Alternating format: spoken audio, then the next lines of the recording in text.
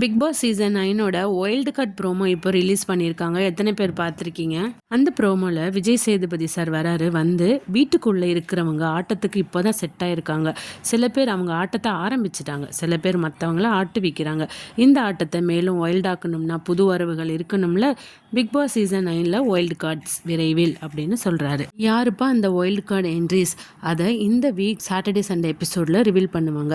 Contestants entry Vijay Sethupathi sir கூட ஸ்டேஜில் இருக்க போகுதா, இல்லை சர்ப்ரைஸ் என்ட்ரி கொடுத்து டைரெக்டாக வீட்டுக்குள்ளே விட போகிறாங்களான்னு தெரியல. எப்போவுமே வைல்ட் கார்டு என்ட்ரிக்கு அப்புறம் தான் ஆட்டம் சூடு பிடிக்கும். வரவங்க வெளியில் எப்படி மக்கள் நினைக்கிறாங்க, என்ன எதிர்பார்க்குறாங்க, யார் யாருக்கு மக்கள் மத்தியில் ஆதரவு இருக்குது, யாரை மக்களுக்கு சுத்தமாக பிடிக்கவே இல்லை, இப்படி எல்லாமே தெரிஞ்சுட்டு ஒரு கிளாரிட்டியோட உள்ளே போவாங்க.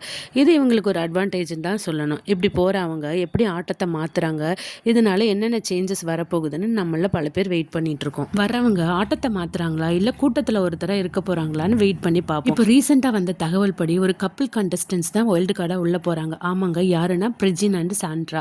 பிரிஜின் விஜய் டிவியில் ஏற்கனவே வந்த சின்ன தம்பி சீரியலில் ஹீரோவாக பண்ணவர். சாண்ட்ராவும் டிவியில் விஜேவாக இருந்தவங்க தான்.